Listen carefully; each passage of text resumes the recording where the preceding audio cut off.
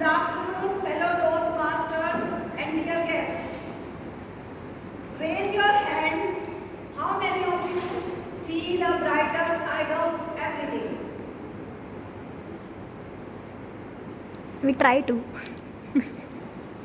I also. Today I might be happy, but it was not the situation some year ago. I remember back in 2002 when I was expecting child, I stopped working and didn't join any workforce for long because nobody was there to take care of my child. Years passed by and after 4 years when my son started going to school, I decided to work again. But before joining any workforce, I decided to improve my English speaking skills. As earlier when I was working, I was facing difficulty communicating in English. So first I started searching an English teacher near me and found it. That sir would give us newspaper and would ask us to read it and summarize in front of everyone.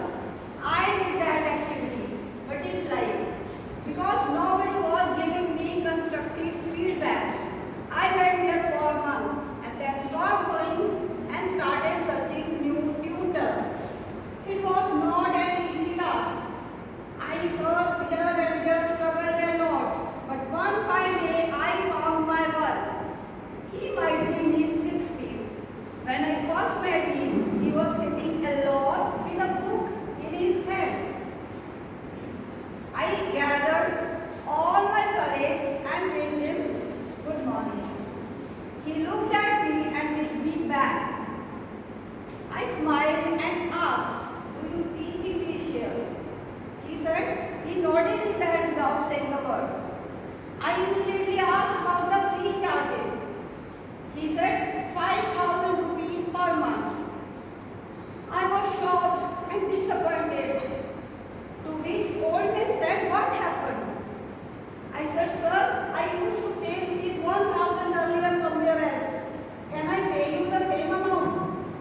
He said, "No problem. You can come here free of cost." I felt good, and from next day I started going to my new English teacher to learn with full dedication and enthusiasm.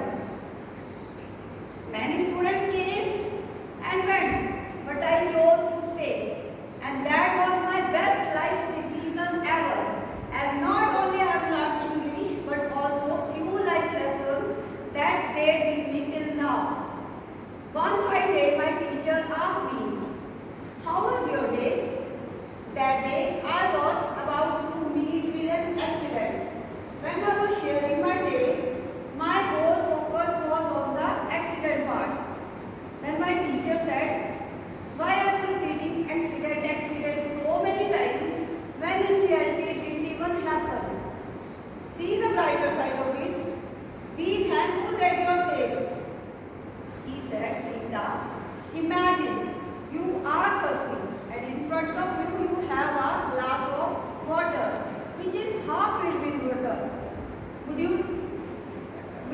you cry for the glass half being empty, or would you be grateful for the glass half being full filled?" I said, "Sir, I would be grateful for the glass half filled with water." From next day, after that I started changing my perspective to see things.